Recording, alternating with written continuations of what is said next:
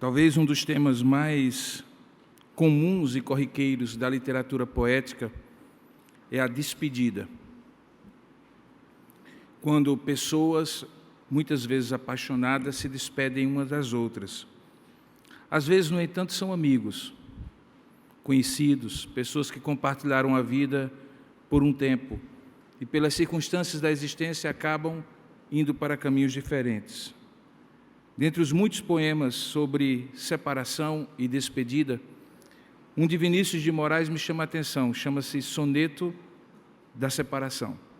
Ele diz assim: de repente do riso fez-se o pranto, silencioso e branco como a bruma, e das bocas unidas fez-se a espuma, e das mãos espalmadas fez-se o espanto.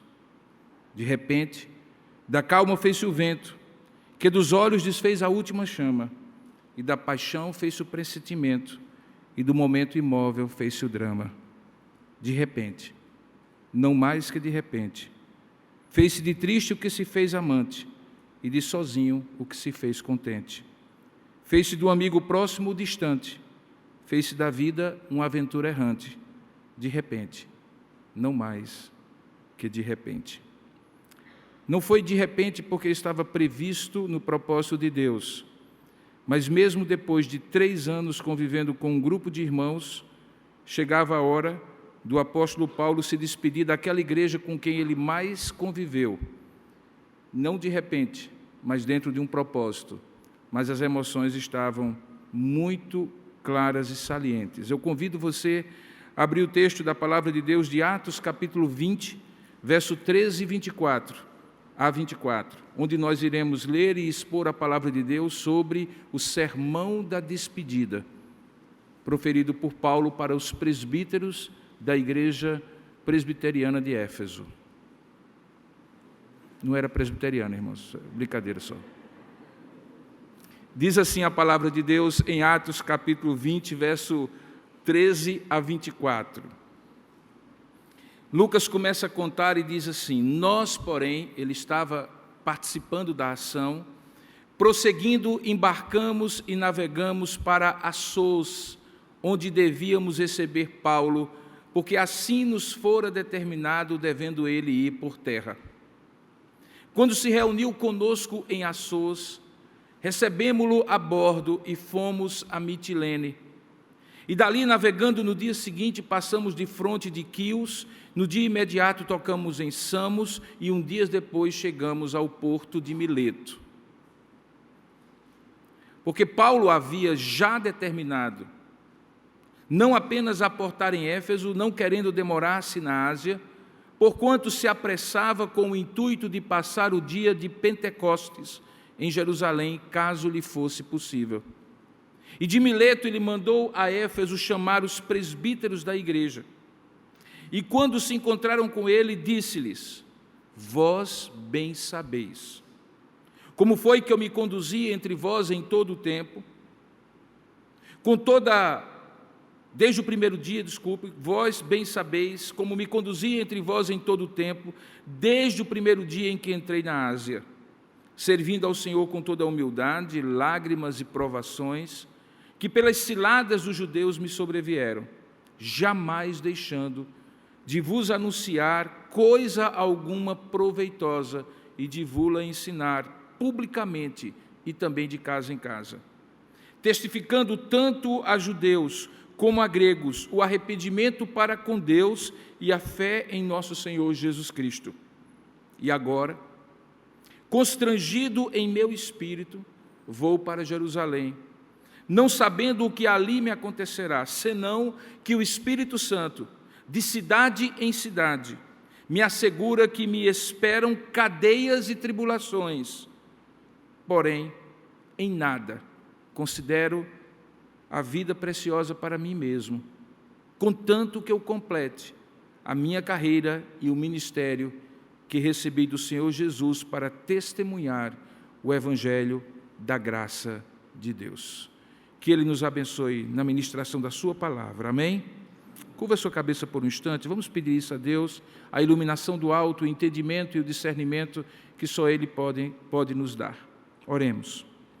Ó Deus amado e querido Pai, diante da Tua palavra, que por si só é suficiente para falar ao nosso coração, nós nos quedamos humilhados, reconhecendo que o entendimento acerca daquilo que o Senhor tem para nós nesta noite é completamente dependente de Ti, Pai.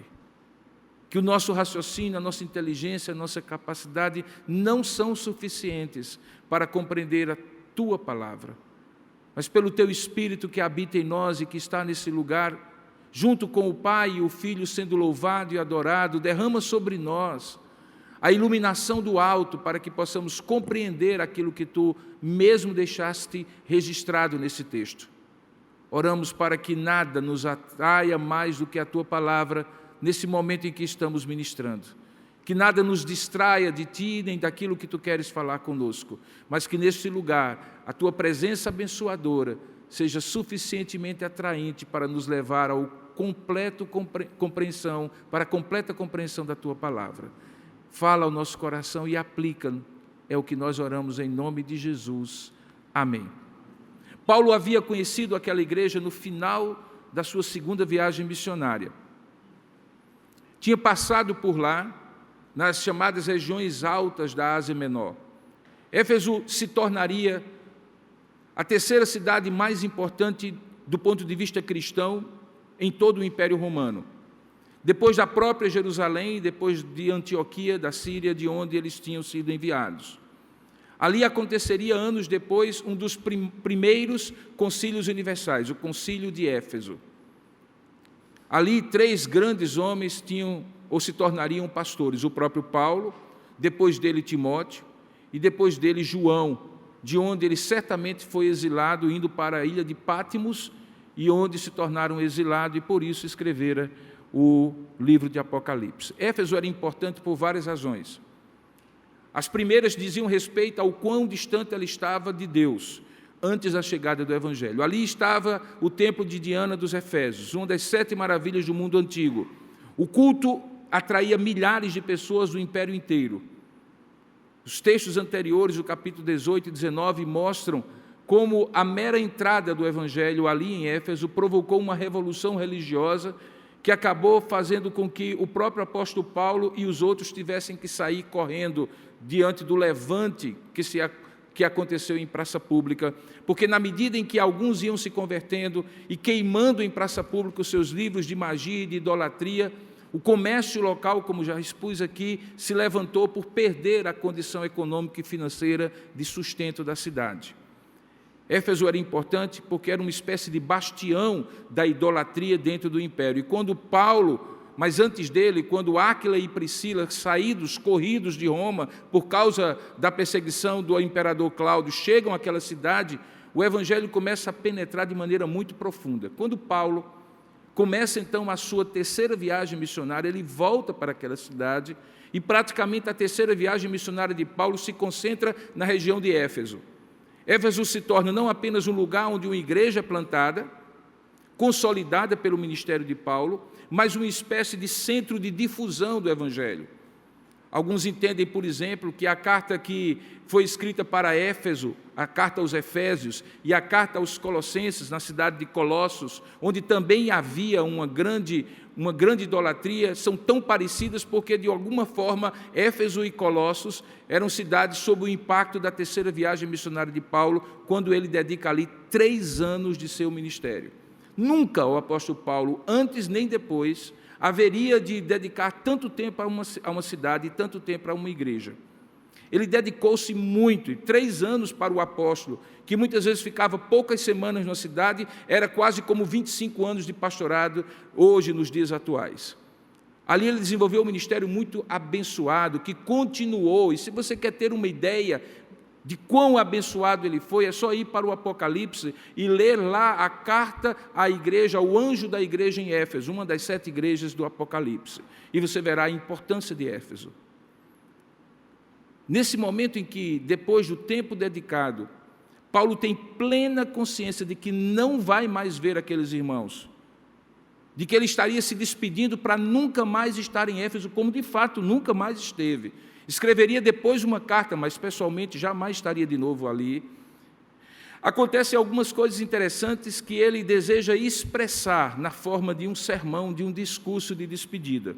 Os primeiros versículos demonstram que Paulo tinha consciência de que ele não estaria lá novamente. A palavra determinado acontece duas vezes, uma no verso 1 e depois no verso 4. Paulo estava determinado e havia sido determinado, inclusive aos seus companheiros, que aquele momento era tão sublime, tão singular, que ninguém podia perder. E por isso Lucas vai descrevendo toda a rota por onde eles passavam, e como Paulo, como diz o verso 17, creio, se apressava com o intuito de passar o dia de Pentecostes em Jerusalém, caso isso lhe fosse possível. Ali de Mileto, que era o porto, que ficava a cerca de 36 quilômetros de Éfeso, que não era uma cidade portuária, ele manda chamar os presbíteros da igreja em Éfeso, e todos vêm. Certamente todos estavam conscientes de que ali era um sermão de despedida, o que iriam ouvir. E Paulo, de fato, profere esse sermão de despedida. Nós iremos ver hoje à noite a primeira parte desse sermão, e na próxima ocasião em que eu estarei ministrando aqui, a segunda parte. E, de fato, ela é dividida em duas partes, claramente, cujo centro, o tema, é justamente o versículo 24, o último que nós lemos. Do ponto de vista de estilo literário, nós estamos diante de um poema chamado Poema de Quiasma. Um quiasma é uma espécie de construção poética em que os versos anteriores, diferentemente do soneto, por exemplo, os versos anteriores e os versos posteriores, aquele núcleo que é o tema do poema, convergem, uns de maneira ascendente, do começo até o meio, e outros de maneira descendente, do fim até o começo, ou melhor, até o meio. E o meio do sermão, ou o meio do poema, é exatamente o tema. O tema do sermão de despedida de Paulo é: em nada tenho a minha vida preciosa para mim mesmo, contanto que eu complete a carreira que me está proposta e cumpra o ministério de ser testemunha do Evangelho da graça de Deus. Esse era o tema do que ele queria falar para aqueles irmãos. Tudo o que ele constrói antes é uma reminiscência de como ele se comportou durante aqueles 3 anos ministeriais na cidade de Éfeso. E tudo o que ele constrói depois, que nós iremos ver numa outra ocasião, é como ele estava exortando aqueles presbíteros a fazerem o mesmo depois que ele saísse. Então, o sermão, ou o poema de despedida, ou o discurso de despedida de Paulo, tem duas partes, o antes e o depois, e no meio, o tema do sermão. O tema do sermão é exatamente esse: o fato de que Paulo havia se dedicado, não somente em Éfeso, mas por toda a sua vida, de tal maneira intensa, intencional, de tal maneira veemente, visceral, de coração, corpo e alma, sofrendo tudo o que precisasse sofrer pelo Evangelho de Cristo. É por isso que ele diz: eu nada tenho a minha vida preciosa para mim mesmo, desde que, contanto, a fim de que eu, de fato, complete a minha carreira e cumpra o meu ministério, que recebi do Senhor Jesus Cristo para testemunhar o Evangelho da graça de Deus. Como é que Paulo estrutura isso? E como nós podemos aprender a consciência que Paulo tinha de, como cristão, ter uma carreira e um ministério? Ele é apostólico, nós como testemunhas de Cristo. Dê uma olhada no texto e você vai me acompanhar rapidamente e vai entender bem direitinho. Perceba que Paulo chama aqueles presbíteros, em primeiro lugar, para serem testemunhas do que ele estaria falando.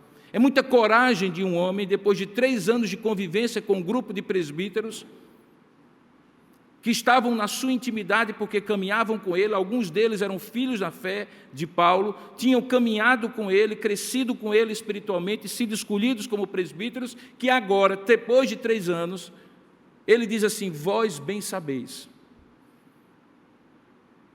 Ele não estava falando para desconhecidos, que conheciam a sua retórica, a sua oratória passante, que em alguma conferência evangelística, em alguma igreja, ficaram embasbacados com a maneira como Paulo pregava. Ele não estava falando disso.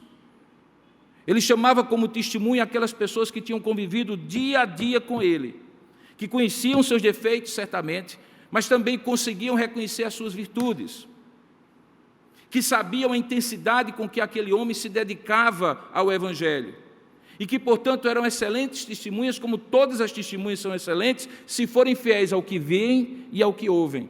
E era exatamente isso que Paulo queria que eles fossem, fiéis ao que eles tinham ouvido e ao que eles tinham visto do próprio ministério de Paulo. Por isso que ele, em primeiro lugar, chama aqueles homens para que eles sejam testemunhas. Ele diz assim: vós bem sabeis como foi que me conduzi. Paulo chamava aqueles homens para ter uma linha do tempo muito clara na memória deles, porque ele diz assim: vós bem sabeis como foi que me conduzi entre vós em todo o tempo, desde o primeiro dia que entrei na Ásia. Portanto, alguns daqueles homens conheciam Paulo de fato, desde o primeiro dia que Paulo tinha entrado na Ásia. Eles conheceram Paulo como homens que saíram, como eu falei hoje pela manhã na classe do discipulado, da crença para a descrença. Alguns eram filhos da fé de Paulo. Muitos deles conheciam Paulo na medida em que, tendo se tornado crentes, se tornaram maduros na fé, da crença para a maturidade. E muitos deles, se não todos, já que todos eram presbíteros, tinham se tornado companheiros de Paulo da maturidade para a liderança. E por isso tinham se tornado presbíteros. Portanto, eram pessoas mais do que qualificadas. E por serem tão qualificadas, tão íntimas e tão próximas de Paulo, obviamente também poderiam, se não quisessem ser fiéis ao que tinham visto naquele homem, serem as pessoas que, diante da igreja, eram as mais capazes de produzir dano ao apóstolo. Bastava que eles fossem mentirosos e dissessem exatamente o contrário do que eles tinham visto, se quisessem prejudicar. Porque certamente eles viram muitos defeitos na vida de Paulo, porque Paulo não era perfeito. Era muito coragem, era muita ousadia daquele homem, consciente das suas limitações, mas também da sua integridade diante de Deus, chamar aqueles presbíteros e dizer assim: vós bem sabeis. Na verdade, essa expressão saber, ela é repetida 5 vezes no sermão todo. Em alguns momentos, Paulo diz assim: vós bem sabeis, eu não conheço, eu não sei. Vós sabereis, e assim por diante. Esse saber aqui não era um saber de ter conhecimento de, não tinha a ver com ser informado, não tinha a ver com conhecer acerca de alguém por outra pessoa que lhe conta algo sobre essa pessoa. Tinha a ver com convivência, era um saber prático, era uma convivência que do próprio olho, dos próprios ouvidos, a pessoa tirava suas conclusões, porque tinha participado junto com aquela pessoa. Vós bem sabeis, era um chamado de Paulo para aqueles presbíteros testemunharem da sua integridade. Perceba que o que estava em foco é como foi que me conduzi. É muito interessante como essa expressão é construída. Porque, veja, ela tem um pouco de passividade e um pouco de atividade. Como foi que me conduzi? Eu conduzi a mim mesmo. E como foi isso? Ele dá a entender aqui que ele não apenas se conduziu de determinada maneira, mas grande parte da sua condução ministerial era orientada e dirigida por alguém, e por isso ele respondia a esse alguém, e obviamente nós sabemos quem era o próprio Deus, que o levava a tomar certas decisões que certamente no momento que eram tomadas, talvez alguns desses presbíteros não pudessem concordar, mas que depois, ao longo do tempo, 3 anos depois, Paulo chama e ele diz: agora vocês entendem como foi que me conduzi desde o primeiro dia que entrei na Ásia Menor. Ele dá exatamente, depois de chamar esse testemunho, as dicas para que eu hoje, para que você hoje, possamos entender o que é que Paulo estava tentando enfatizar. E ele faz isso através de alguns gerúndios, como você vai ver agora, e que na língua grega são particípios, que demonstram a maneira como algo é feito. Ele diz assim: primeiramente, a maneira como eu me conduzi entre vós em todo o tempo, desde o primeiro dia em que entrei na Ásia, veja o verso seguinte, foi servindo ao Senhor com toda a humildade.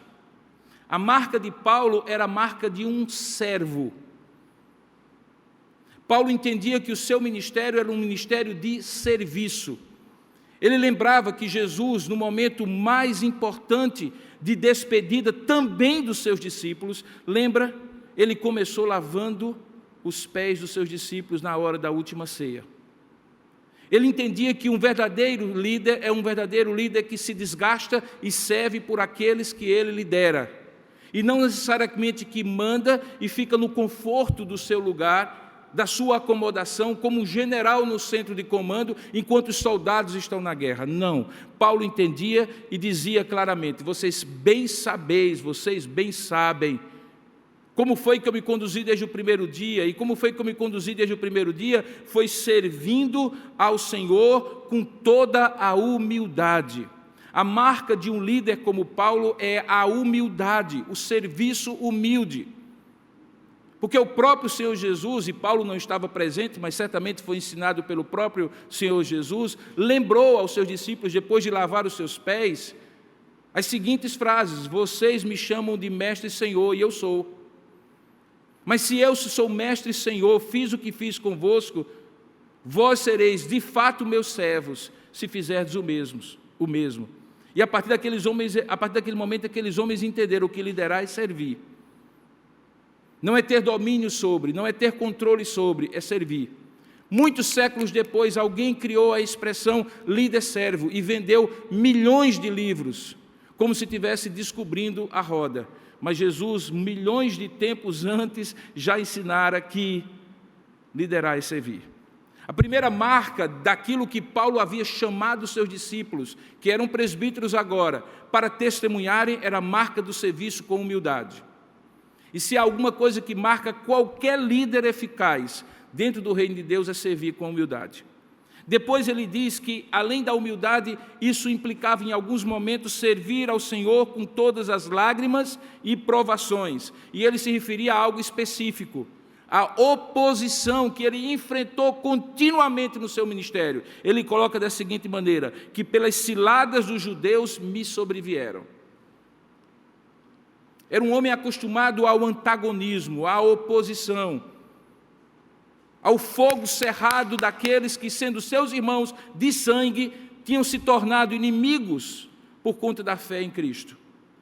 Em algum outro texto, Paulo diz que aquilo trazia profundo dissabor à sua alma, porque se ele que pudesse, ele se tornaria anátema para que os seus irmãos de sangue, judeus como ele, pudessem descobrir a sublimidade do conhecimento de Cristo. Porque eles eram zelosos, e Paulo testificava disso, mas eram zelosos sem conhecimento. E por causa da ignorância religiosa deles, da ignorância espiritual deles, eles eram aqueles que sempre estavam no rastro de Paulo, perseguindo por onde quer que ele estivesse. Nós vimos em vários momentos, nós estamos chegando nessa exposição ao final da terceira viagem, e vimos como desde a primeira viagem, quando ele começou a pregar em Antioquia da Pisídia, que de uma semana para outra, os judeus se levantaram ali por entenderem de cara o poder daquela mensagem de destruir o seu sistema religioso caduco e levar as pessoas para uma fé viva em Jesus como Messias. E a partir dali, sistematicamente, onde Paulo chegava, atrás de Paulo chegavam judeus. E em alguns momentos antes dele chegar, chegavam judeus para tentar já prevenir o povo que ele era aquele que tinha o poder de bagunçar o mundo de então. Alguns chamaram Paulo de aquele que perturba.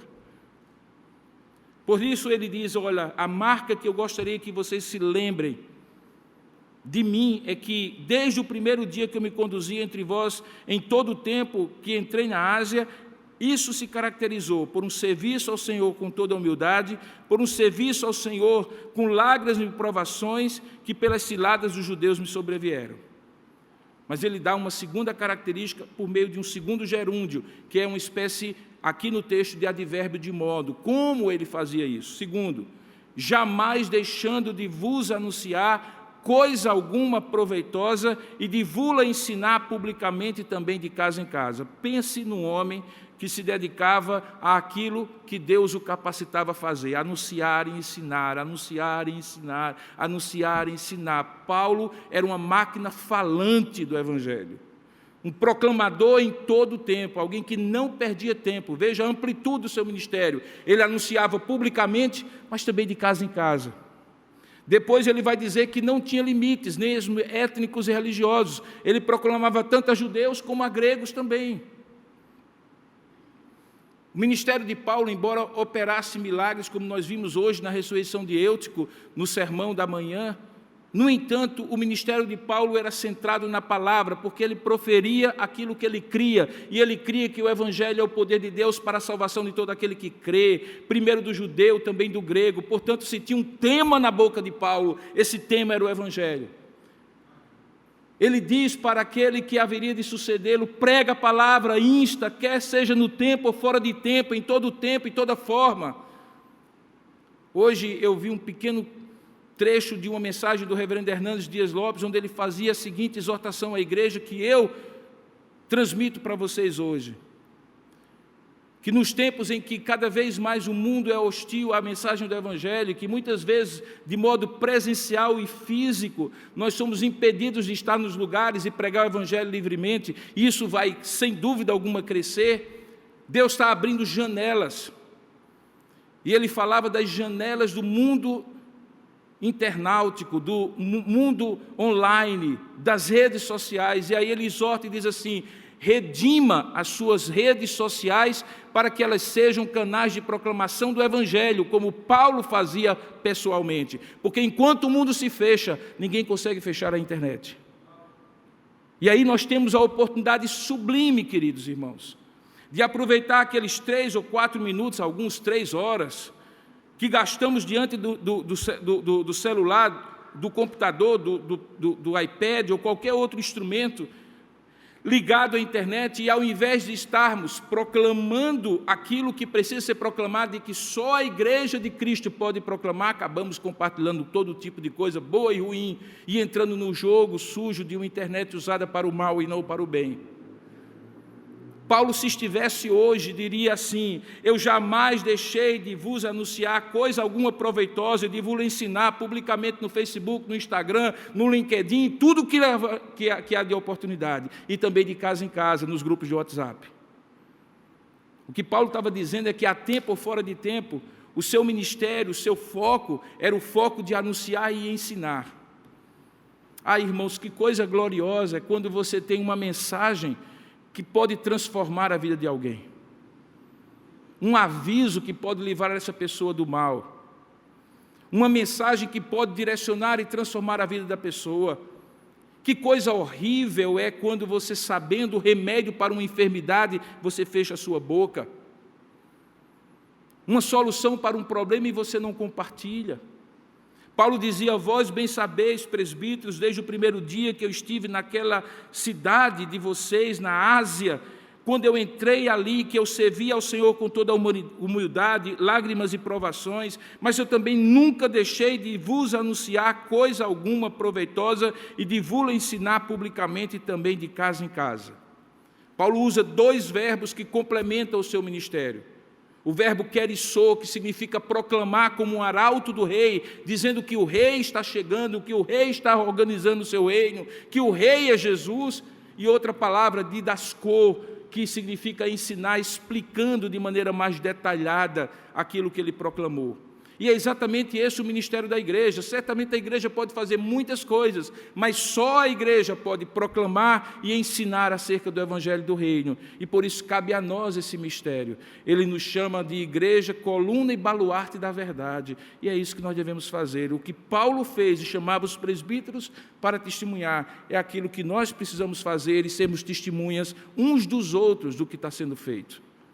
Ele usa um terceiro gerúndio na forma de um advérbio, de modo, ou assumindo uma função assim. Além de servindo ao Senhor com toda humildade, além de jamais deixando de vos anunciar coisa alguma, diz o texto que ele também, testificando tanto a judeus como a gregos, ele não comprometia a mensagem. Veja, os públicos eram diferentes, tanto a judeus como a gregos, mas a mensagem era a mesma. E qual era a mensagem? O arrependimento para com Deus e a fé em nosso Senhor Jesus Cristo.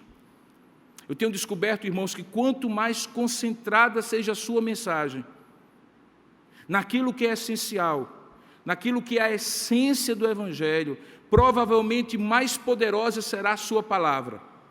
Quando nós ampliamos esse espectro e começamos a pregar tantas outras coisas que aparentemente são o Evangelho, mas são opiniões de homens, opiniões de teólogos, de doutrinadores, que podem até estar certas, mas certamente não são unânimes, muito mais polêmica você traz sobre a periferia e muito pouca atenção sobre o núcleo. O que Paulo não fazia era ser seduzido pela sabedoria dos filósofos desse presente século. Pelo contrário, ele diz assim que ele trazia cativo todo o conhecimento e todos os sofismas ao conhecimento pleno de Jesus Cristo, aquele que produz arrependimento e fé no coração tanto de gregos como no coração de judeus. Existe um poder, irmãos, miraculoso, maravilhoso, sobrenatural nesse evangelho. E quanto mais vivermos e pregarmos esse evangelho, mais transformações nós veremos ao nosso redor, a começar das transformações que acontecem no meu e no seu coração. O evangelho transforma. Todas as outras coisas podem produzir muito calor, mas muita pouca luz, muita pouca transformação.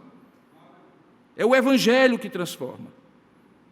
É a pregação simples de que Jesus produz consciência de pecados e desejo de mudança, e ao mesmo tempo que ele produz a convicção e o conhecimento acerca da salvação em Cristo que transforma o coração do homem. Dê uma olhada nos principais pregadores que você conhece.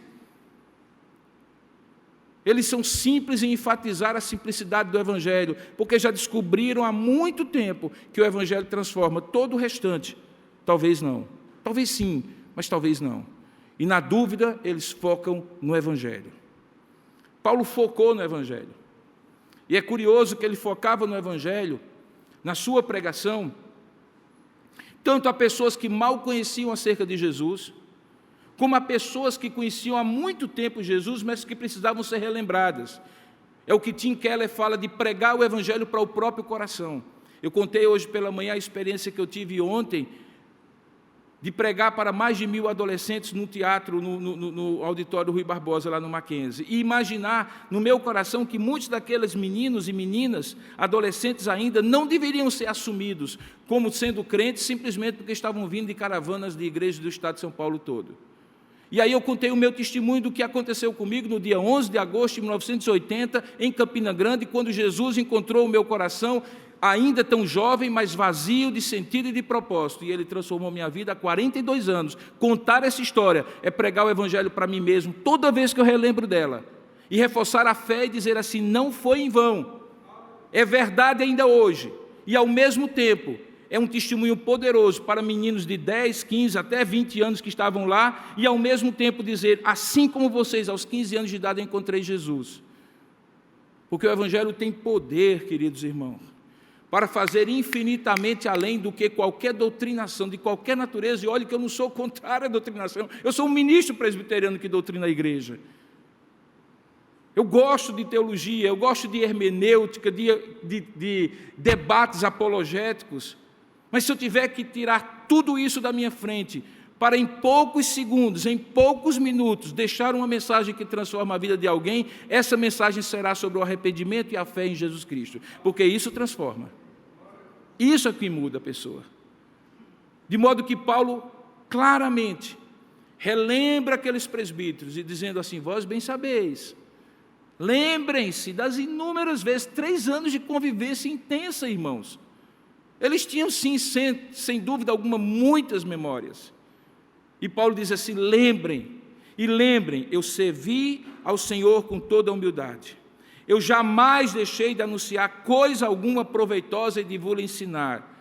E eu testifiquei tanto a judeus como a gregos o arrependimento para com Deus e a fé em nosso Senhor Jesus Cristo. Tendo dito isto, estabelecendo os fundamentos do que eles precisavam lembrar, aí Paulo deixa vazar do seu coração a tristeza do momento. E aí esse sermão, que era até então um sermão de reminiscências, se torna um sermão de constrangimento e tristeza, pela saudade e pelo afeto que ele tinha para com aqueles irmãos. Veja o verso seguinte, ele diz assim, e agora, constrangido em meu espírito, eu vou para Jerusalém, não sabendo o que ali me acontecerá, senão que o que vai acontecer provavelmente é o que tem acontecido, que o Espírito Santo, de cidade em cidade, como tem acontecido até agora, me assegura que me esperam cadeias e tribulações. Ali naquela hora, Paulo expressa tristeza não por causa das cadeias e tribulações, porque ele já estava acostumado. Em outro texto, ele diz assim: tudo posso naquele que me fortalece, e conta a história das vezes em que ele esteve em altos e baixos no seu ministério. Em outro texto das suas epístolas, ele relembra quantas vezes ele foi náufrago, quantas cadeias ele enfrentou, quantos açoites ele passou, quantas ciladas do inimigo ele passou. O problema não era o sofrimento de Paulo. Fica muito claro que o constrangimento que ele coloca no seu espírito é o constrangimento daquela despedida com irmãos muito queridos. Mas não era um constrangimento mais forte, mais intenso, do que a consciência que ele tinha que este era o destino que estava traçado para ele. O Espírito Santo lhe assegurava que era este o caminho que ele tinha que ir. Tanto é que lá atrás, como você viu, Paulo já havia determinado não aportar em Éfeso, ele sequer chegou a Éfeso, porque ele não queria demorar-se na Ásia, porque se apressava com o intuito de passar o dia de Pentecostes em Jerusalém, caso lhe fora possível. Ele tinha um cronograma e sabia que era este o cronograma que Deus tinha determinado para ele, mas o constrangimento da despedida fica notório, e ele diz: eu estou constrangido em meu espírito. Sabe, irmãos, há coisas da vida cristã que a gente não faz com as emoções, na verdade, não deve fazer com as emoções. Talvez Paulo se sentisse dó daqueles irmãos, ou dó da relação que agora seria distante, ele não sairia dali. Mas Paulo era um homem com um propósito, e aquele homem com um propósito coloca a sua emoção no seu devido lugar, e mesmo reconhecendo que está constrangido em seu espírito, ele diz: porém, Deus tem isso para mim, e Ele me assegura que seja o que for que eu tiver que passar, como foi o que foi que eu passei, eu irei nessa direção. Paulo agora estava selando antecipadamente o que você vai ler nos próximos capítulos. Paulo seria preso agora 2 vezes, iria para Roma em 2 ocasiões. Na última delas, não voltaria vivo, e segundo a tradição, foi martirizado na própria capital do império. Mas era propósito de Deus, e ele mesmo colocava-se assim, porque ele queria testemunhar no núcleo do poder político de Roma. E veja que cabeça é essa desse homem. Ele se submete a um sofrimento e a uma prisão, porque se o sofrimento e a prisão dele lhe dessem a oportunidade de estar no núcleo da guarda pretoriana na cidade de Roma, mesmo assim teria valido a pena, porque ele estaria no lugar onde ele tinha que estar para pregar às pessoas que precisavam ouvir. Recentemente, uma das nossas capelãs lá no Mackenzie, a doutora Eleni Vassão, que é muito conhecida de muitos aqui, foi diagnosticada por um problema de saúde, um tumor, uma recidiva de um tumor. E ela teve que ser internada em algum hospital, que era o hospital onde, como capelã hospitalar, ela trabalhava.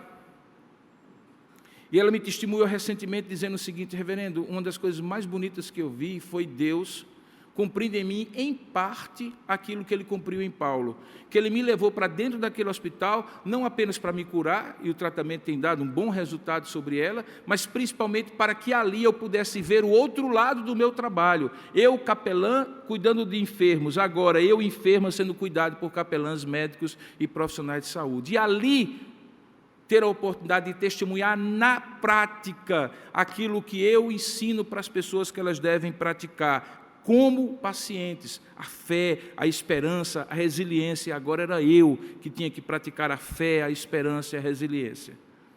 Deus nos leva para caminhos, irmãos, que nós não escolhemos, que Ele escolhe para nós. Paulo não escolheu de maneira estoica, dizendo assim: eu quero sofrer.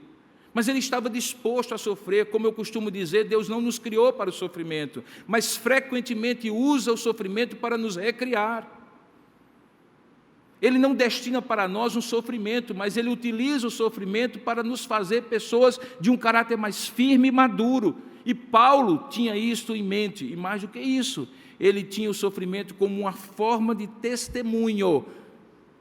Porque, afinal de contas, assim como a têmpera de uma lâmina só é testada no fogo, a nossa esperança, a nossa paciência e o fruto do Espírito só são testados pelo fogo da provação.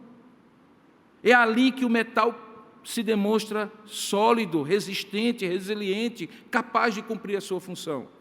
Paulo entendia isso.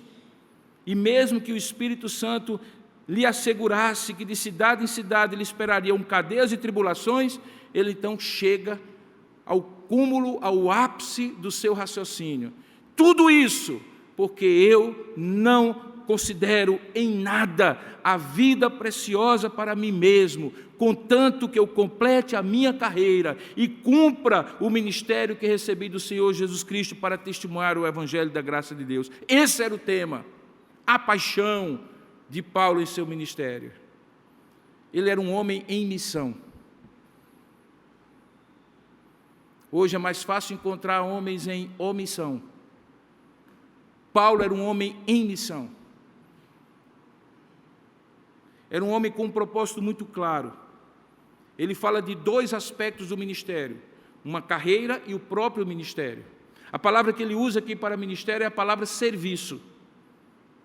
Mas a palavra que ele usa para carreira é a mesma palavra que é usada no grego secular para uma maratona ou para uma corrida com começo, meio e fim, que precisa ser completada. E lá na frente, quando escreve a Timóteo, ele diz assim, que a sua vida, e ele escreve no momento da prisão, já estava sendo oferecido a Deus como uma libação, como uma espécie de óleo sobre a oferta.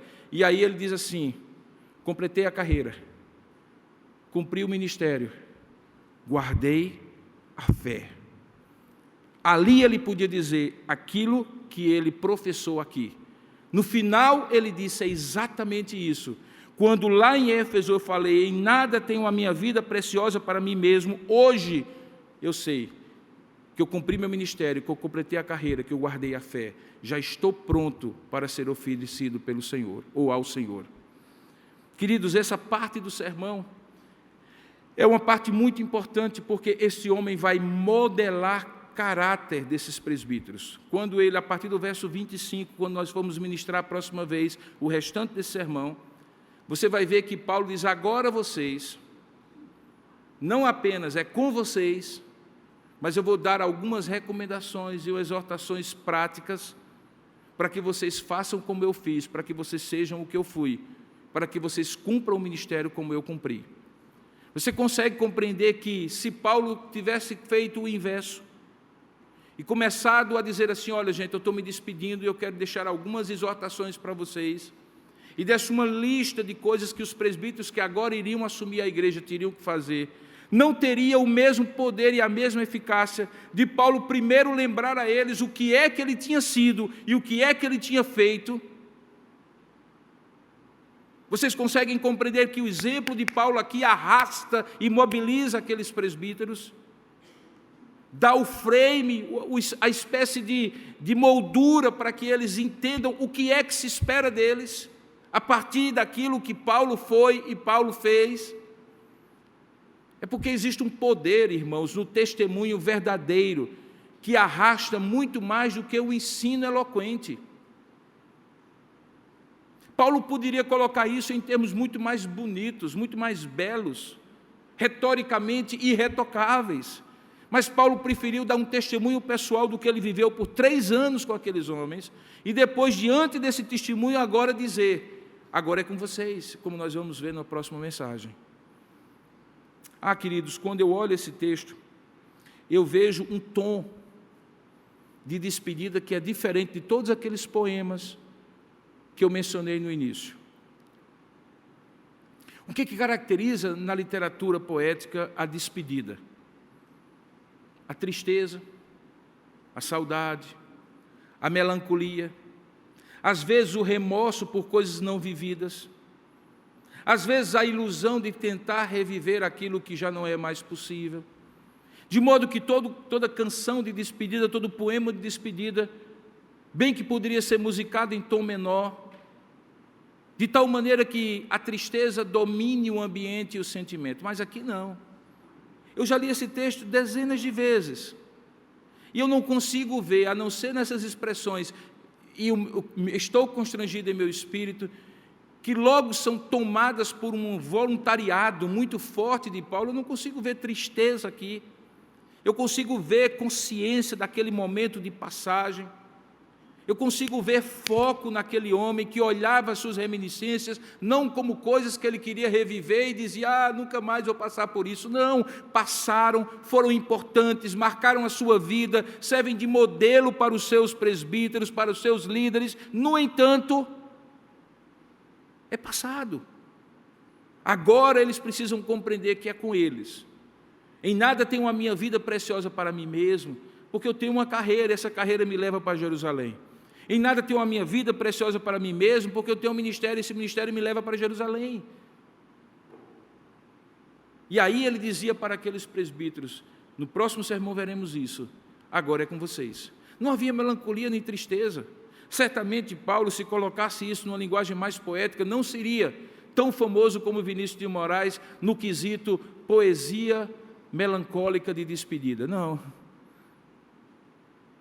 Mas veja o poder e o efeito que isso produz de mobilizar aqueles homens. Aqueles homens tomaram, antecipando um pouco o próximo sermão, essa missão nas suas mãos. E mantiveram aquela igreja firme, a ponto daquela igreja ser o lugar de maior difusão do Evangelho em toda a Ásia Menor, conhecida hoje como Turquia. Éfeso se torna um centro de difusão do Evangelho. Aquela característica idólatra da cidade se reverte numa característica em que ela se torna um centro difusor da fé cristã. E quem fez isso? Paulo, sozinho não, certamente aqueles que o sucederam, depois que ele partiu e nunca mais voltou para aquela cidade. É o poder da transformação via o discipulado de homens que começaram com ele, se transformaram em presbíteros e foram ministros de Deus depois que ele não pôde mais voltar para a cidade.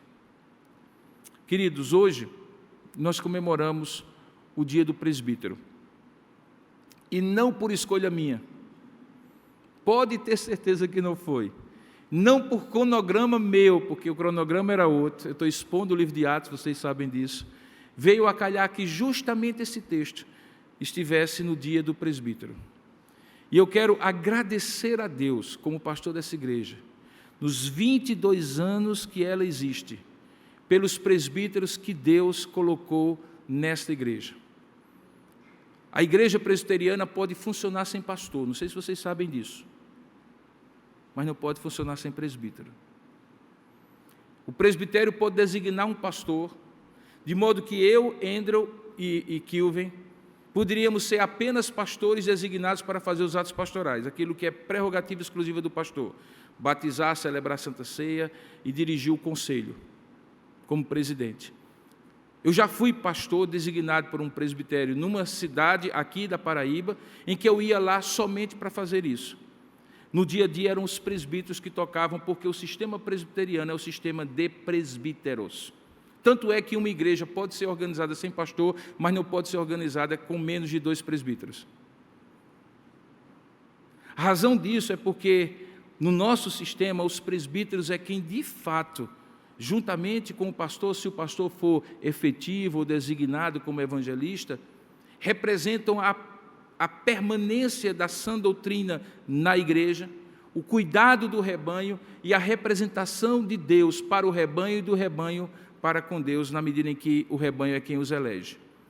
Por isso, ao final dessa mensagem, não fazendo com que ela se aplique apenas a eles, mas a cada um de nós que está aqui, eu quero, de maneira muito específica, agradecer a Deus pelos presbíteros dessa igreja nesses 22 anos. Alguns deles estão em disponibilidade. Na igreja presbiteriana, quando um presbítero termina o seu mandato, não é reeleito ou não deseja ser reeleito, ele continua sendo presbítero, porque uma vez presbítero, será sempre presbítero. Eu não posso impor as mãos sobre alguém, ordená-lo presbítero e autorizá-lo a exercer o governo da igreja e depois, quando termina o mandato, dizer assim, está cancelada a bênção, irmão. Não existe isso. Uma vez presbítero, presbítero para sempre. Ele fica em disponibilidade, outros podem ser eleitos e exercer o mandato, o governo por um período de tempo. E eu gostaria, nesse momento, antes de continuar encerrando essa mensagem, de registrar isso. Deus tem abençoado essa igreja por meio dos presbíteros que vocês, mediante a orientação de Deus, escolheram para liderar essa igreja. E nesse momento, sem querer honrar homens, além do que eles merecem, mas sem querer desonrá-los, eu gostaria de convidar todos os presbíteros que estão aqui à frente, que estão aqui para vir aqui à frente. Os que são presbíteros atualmente da igreja, os que estão em disponibilidade, aqueles que já foram e presbíteros que Deus trouxe para a nossa igreja por terem sido presbíteros em outras congregações e igrejas. Venham até aqui, por favor. Eu gostaria de agradecer a Deus pela vida de vocês. Gostaria de orar por vocês e gostaria que essa igreja orasse por esses homens de Deus, que são voluntários, não recebem nada para dirigir a igreja, e eu posso garantir a vocês, tem um trabalho muito grande, tão intenso quanto o de pastores. Nós temos alguns presbíteros que vocês estão vendo aqui na frente, que são presbíteros atuais, em pleno mandato. Temos presbíteros que vieram de outras igrejas e que se congregaram conosco.